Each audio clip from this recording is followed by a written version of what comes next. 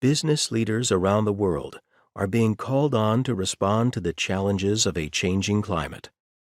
By 2023, half of the world's 2,000 largest companies had adopted operational plans to reduce their carbon emissions.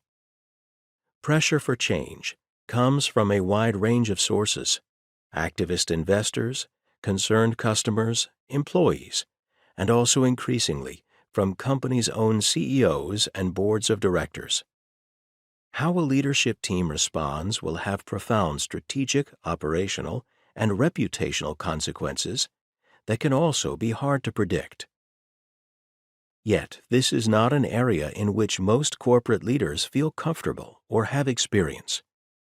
Given this limitation, many companies will rely on outside experts to help them navigate the climate transition.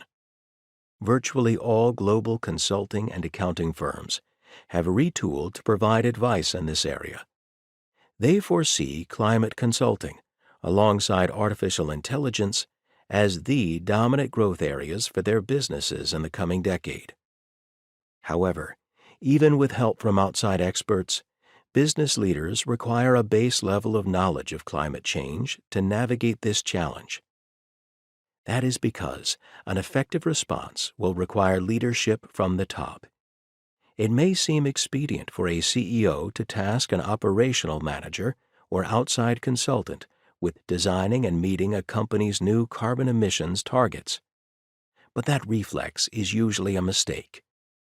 The changes necessary to reduce or eliminate carbon emissions have an impact on every part of a company. They must be crafted with the broader strategy of the firm in mind. Only the top leadership of a firm can coordinate this kind of response effectively. The physics of climate change and our policy responses to it constitute a fairly complex set of technical issues and tools. Newcomers to these topics are likely to feel uncertain due to their lack of familiarity, and this uncertainty can give them a sense of insecurity and vulnerability as they craft their responses.